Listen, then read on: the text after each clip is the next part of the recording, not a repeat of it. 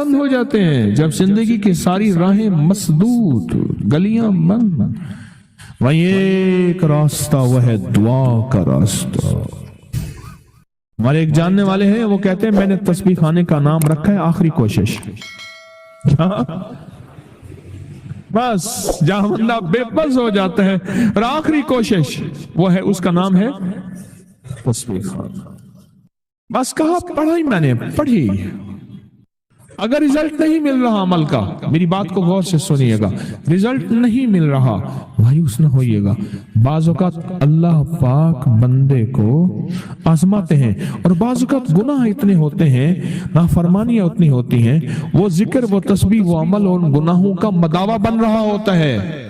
اللہ پاک جل شانہ کیا کرتے ہیں، جب وہ مداوا بن جاتا ہے، ادھر دنیا کی راہیں اللہ کھولنا شروع کر دیتے ہیں۔ لہٰذا کبھی بھی کوئی عمل کر کے مایوس نہ ہونا، چھوڑنا نہیں ہے، اور اگر نہیں ملا تو اس میں اپنا قصور شامل کرنا اور کہنا میری کمی ہے مانگنے میں، اللہ کے دینے میں کمی نہیں ہے، نہیں ہے، انشاءاللہ نہیں ہے۔ اس ویڈیو کو لائک اور شیئر کریں، اب کری یوٹیوب چینل کو ضرور سبسکرائب کریں اور بیل آئیکن پر بھی کلک کرنا نہ بھولیں تاکہ چینل پر آنے والی ہر ویڈیو آپ کو فوراً مل سکے۔ میرے پاس ایک سانپ ملے، مجھے کہنے لگے میں آپ کو سونا بنانا سکھاؤں، سکھا دو۔ میں نے کہا پھر ایک سونا میں بھی دوں گا آپ کو، آپ اپنا سونا بنائیں، دکھائیں، میں اپنا سونا دکھاؤں۔ وہ جیل کا سپریڈنٹ تھا، ریٹائرڈ۔ کہنے لگا ایک قیدی میرے پاس آیا، اس کے پاس یہ ٹوٹکا تھا، پارا لیا، ہڑتال ورکیا کا کشتا ڈالا اس نے، انگلی میں ایسے کیا، ایسے کیا، پارا جو ہے وہ سخت ہو گیا اور سونا بن گیا۔ کہنے لگے بس اس کو آگ نہ دکھانا،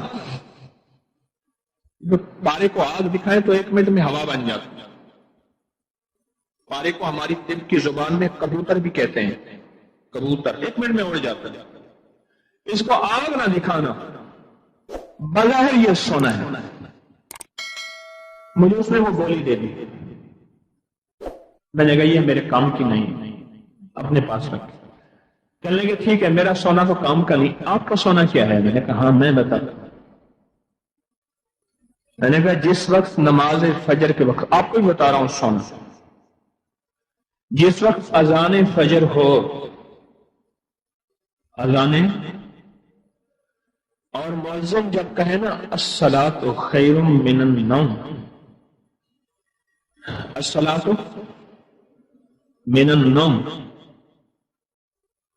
اور کوئی شخص اس وقت اگر ایک عمل کر لے، یہ ہے چند لمحوں کا، اور مؤذن کوئی سر والا، کوئی سادہ، زیادہ سے زیادہ آدھا منٹ اور 1 منٹ کا عمل ہے۔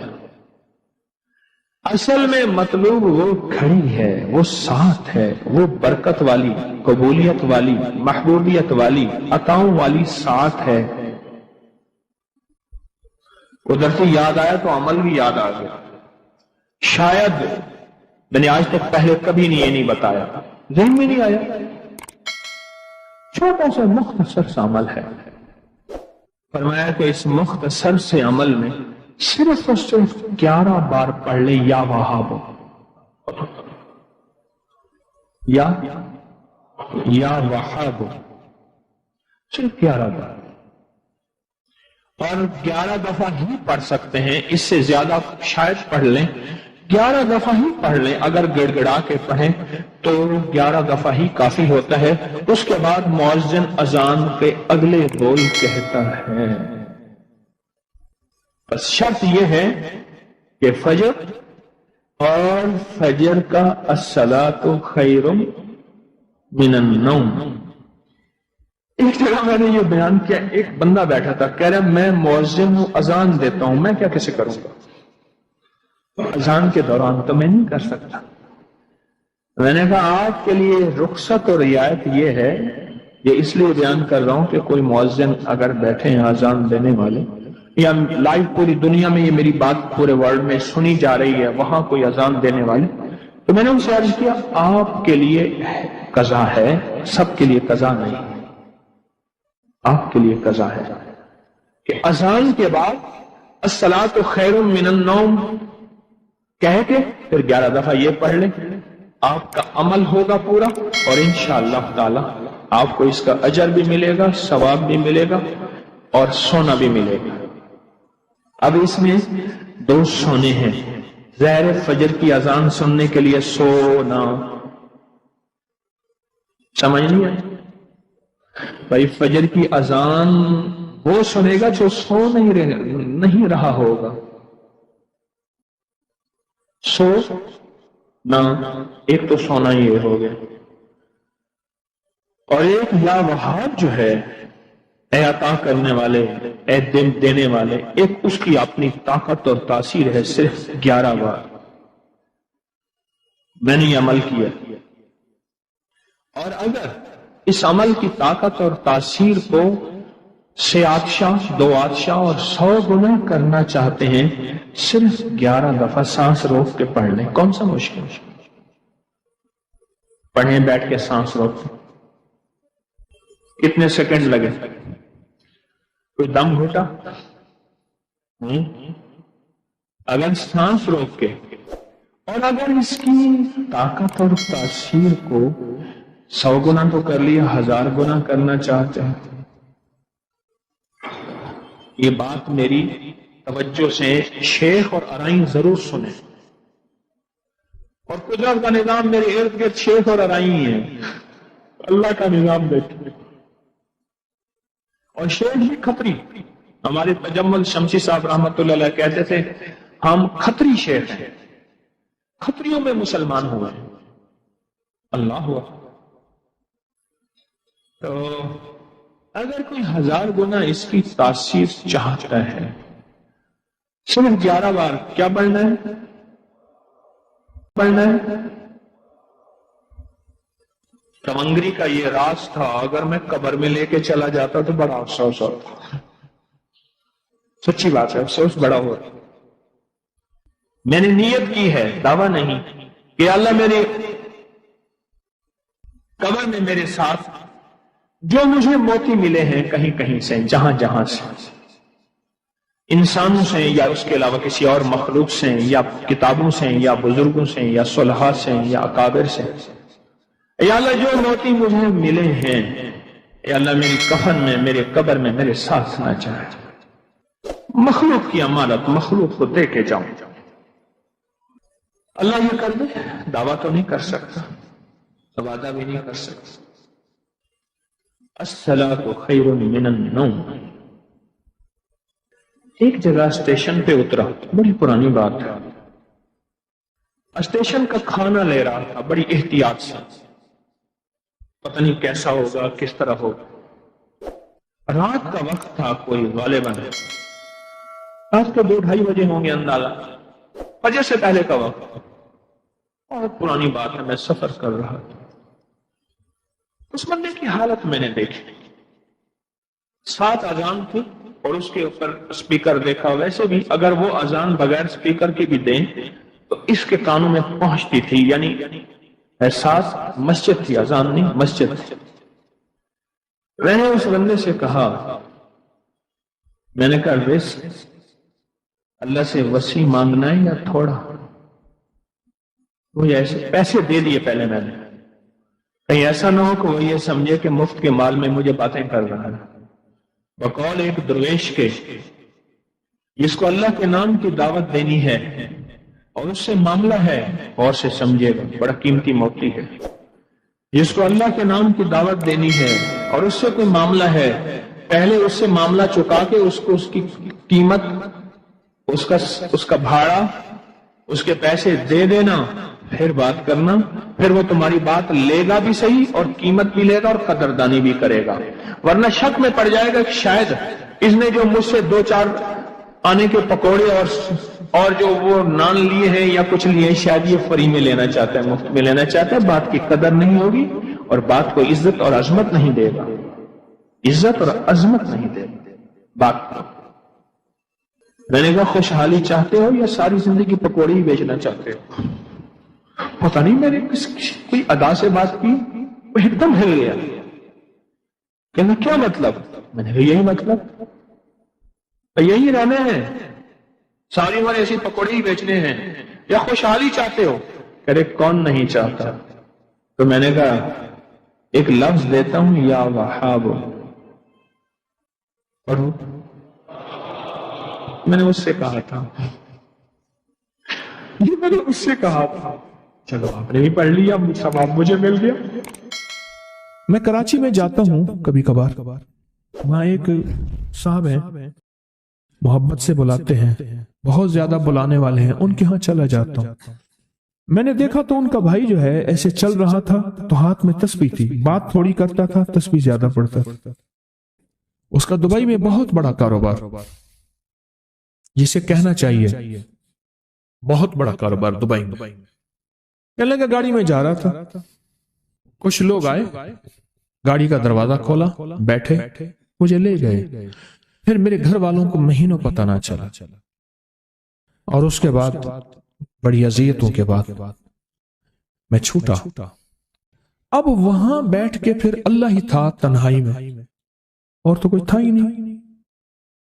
کہا کہ وہ اللہ سے ذکر کرنے اور باتیں کرنے کی ایسی کوئی مجھے عادت سی پڑ گئی ہے، اب لوگ مجھے کہتے ہیں کہ آپ جیل کی اذیتوں کی وجہ سے خاموش ہو گئے ہیں۔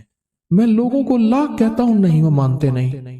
جیسے نا بندہ کوئی غم کی وجہ سے بعض اوقات نا چپ ہو جاتا ہے، وہ کیوں کہتے ہیں؟ اسے چپ لگ گئی ہے، خاموش ہو گیا ہے۔ کہا کہ میں لوگوں کو کہتا ہوں نہیں، میں جیل کی وجہ سے خاموش نہیں ہوں۔ اس قید نے، اس جیل نے میرے اوپر جو آزمائش بھیجی ہے، اس قید نے اور جیل نے میرے اوپر جو آزمائش بھیجی ہے، اور میں پھر وہاں ذکر کا عادی بنا، دعاؤں کا عادی بنا، تسبیح کا عادی بنا، اعمال کا عادی بنا، اور وہ عادت سی پڑ گئی ہے، اور وہ عادت سی ایسی پڑی ہے کہ بس سارا دن اب اسی میں لگا رہتا ہوں، سارا دن اب اسی ذکر میں اور اسی یاد میں لگا رہتا ہوں۔ کہیں ایسا نہ ہو ہم بھی اگر ذکر سے غافل ہوئے، تسبیح سے غافل ہوئے، خدا نہ خاصہ ایسی آزمائش آ جائے اور پھر ہم ذکر اور تسبیح اور اعمال کے عادی بن جائیں، اللہ سے عافیت مانگے۔ اور اگر ہماری زبانوں پہ تسبیح ذکر آ گیا ہے عافیت کے دنوں میں، تو سمجھ لیں یہ اس کی عطا ہے، یہ اس کی نعمت ہے، یہ اس کی کریمی ہے، یہ اس کا فضل ہے۔ اس نے بہت بڑی آزمائش سے پہلے ہمارے اوپر اتنا کرم کر دیا، اس کا بہت بڑا کرم ہے۔ اس لیے اللہ جل شانہ کے حبیب کملی والے نے آزمائشوں سے پناہ مانگی ہے۔ اللہم انی اعوذ بک من جہد البلاء، آزمائش، کوئی بلا آ جائے، ودرک شقاء، شقاوت میں میرا نام آئے، بدبختی میں، یہ بھی آزمائش ہے، وسوء القضاء، میرے لیے ایسے فیصلے ہونا شروع ہو جائیں جو مجھے برباد کر دیں، ایک کے بعد دوسرا میرے حق میں فیصلہ، میرے خلاف فیصلے سارے، وشماتت الاعداء، اور ایسا وقت میرے آزمائش نہ آئے کہ دشمن تالیاں بجائے، دشمن ہنسے اور میرا مذاق اڑائے۔ اس لیے میرے آقا نے، میرے حضور نے آزمائشوں سے پناہ مانگی ہے، عافیت مانگی ہے۔ اللہم انی اعوذ بک من زوال نعمتک، اللہ نعمت دی پھر اس کا زوال آ گیا، وتحول عافیت، عافیت دی تو تم نے چھین لی۔ اللہم انی اعوذ بک من زوال نعمتک وتحول عافیتک وفجاءت نقمتک وجمیع سخطک، اے اللہ کو میرے اوپر ایسے حملے ہوں اور سختیاں میرے اوپر شروع ہوں، مولا میں اس سے پناہ مانگتا ہوں۔ میں مانگتا کیا ہوں؟ ربنا آتنا فی الدنیا حسنۃ، اس سے دنیا کا بہترین پیکج مانگتا ہوں، اور فی الآخرۃ حسنۃ، تو سے آخرت کا بہترین پیکج، شاندار، لاجواب، بہترین۔ ہاں، آزمائشیں، مصیبتیں، تکلیفیں، حوادث، حادثات، ناکامیاں، بیماریاں، پریشانیاں میں نہیں مانگتا مولا۔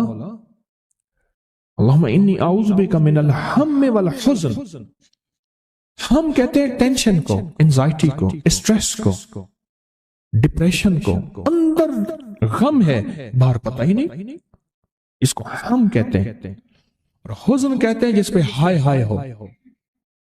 اے اللہ میں تجھ سے اندر کا دکھ جو مجھے دیمک کی طرح کھائے، اور باہر کا دکھ جو مجھے تڑپائے، اندر کا دکھ کھائے اور باہر کا دکھ تڑپائے، اے اللہ میں اس سے پناہ مانگتا ہوں۔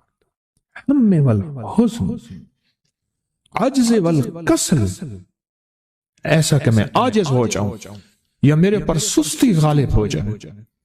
کتنے لوگ ایسے ہیں ان کے اوپر سستی غالب ہے، بہت بڑی مصیبت ہے زندگی کی۔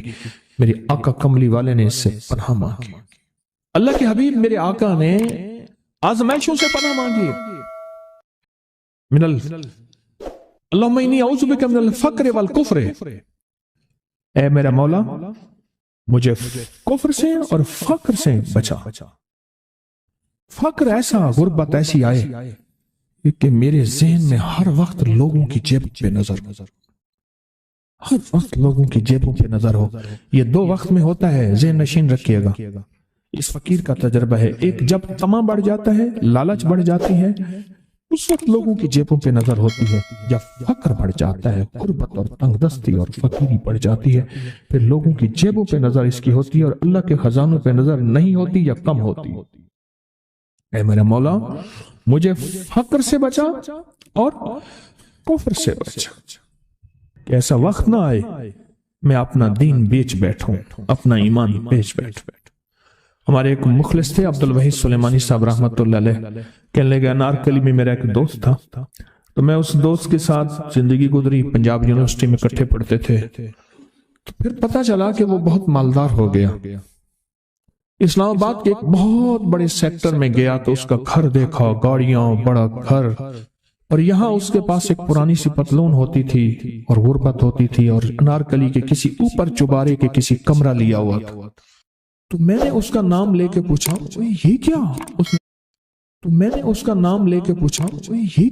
اس نے ایسے سینے پہ ہاتھ رکھ کے کہا بس یہی بیچا ہے اور باقی سب ٹھیک ہے، سینے پہ ایمان بیچا ہے، سب کچھ مل گیا۔ اللہ میرے پر وہ وقت نہ لا جب میرے اوپر فقر غالب آ جائے یا کفر آ جائے۔ میری آقا کملی والے نے آزمائشوں سے پناہ مانگی، اور آپ حضرات کتنے خوش قسمت ہیں، اس کی شان کریمی اللہ نے آزمائشوں سے بچائے، اور انشاءاللہ ان نام کی برکتوں سے، ان دعاؤں کی برکتوں سے، ان تسبیحوں کی برکتوں سے، اس اللہ کے نام لینے کی برکت سے انشاءاللہ اللہ اور آزمائشوں سے بچائے گا۔ اللہ نے بغیر آزمائشوں کے ہمیں اپنا نام دے دیا، اپنے نام کی تسبیح دے دی، اپنا ذکر دے دیا، اپنی یادیں دے دی۔ کسی جگہ منہ سے اللہ نکل جاتا ہے، کہیں رحمان نکل جاتا ہے، کہیں بسم اللہ نکل جاتا ہے۔ ابو عبداللہ مغربی فرماتے ہیں میں نے رسول اللہ صلی اللہ علیہ وسلم کو خواب میں دیکھا، عرض کیا مجھے اللہ سے ایک حاجت ہے، کس وسیلے سے دعا مانگوں؟ عرض کیا مجھے اللہ سے ایک حاجت ہے، کس وسیلے سے دعا مانگوں؟ کوئی عمل بتا دیں، کوئی وسیلہ بتا دیں آقا۔ میں نے حضور سے خواب میں سوال کیا، آپ نے ارشاد فرمایا جس کو بھی اللہ سے کوئی حاجت ہو اسے چاہیے وہ سجدے کرے، یعنی 2 رکعت ادا کرے اور سجدے کی ہر رکعت میں 40 مرتبہ آیت کریمہ پڑھے، جو میں عمل میں بتایا کرتا ہوں، لا الہ الا انت سبحانک انی کنت من الظالمین۔ جب بھی کوئی مشکل ہو، الجھن ہو، پریشانی ہو، کوئی تکلیف ہو، کوئی مسئلہ ہو، تو میرے حضور نے فرمایا کہ تو ایسا کر، تو ایسا کر، تو کیا کر، تو نفل پڑھ، ہر رکعت میں سبحان ربی الاعلیٰ کے بعد 40 مرتبہ آیت کریمہ پڑھ، اور پڑھ ایسے ڈوب ڈوب کے، مانگ مانگ کے، گڑ گڑا کے، بھکاری محتاج سائل اور منگتا بن کے پڑھ۔ اور حدیث میں آیا کہ کوئی مصیبت زدہ اس کو نہیں پڑھتا جس کی مصیبت دور نہیں ہوتی۔ آیت کریمہ کو فرمایا کوئی مصیبت زدہ اگر پڑھ لے اس کی مصیبت دور ہوتی ہے۔ اور ایک اور حدیث میں ہے کہ کبھی ایسا نہیں ہوا کہ کسی مسلمان آدمی نے کسی چیز کے لیے اسے پڑھا ہو اور اس کی دعا قبول نہ ہوئی ہو، اور اس کو ترمذی اور نسائی نے روایت کیا ہے۔ میرے آقا فرماتے ہیں کہ میں جب شب معراج میں میرا ایک شخص پر گزر ہوا جو نور عرش میں چھپا ہوا تھا، عرش کے نور میں اتنا ڈوبا ہوا تھا، خود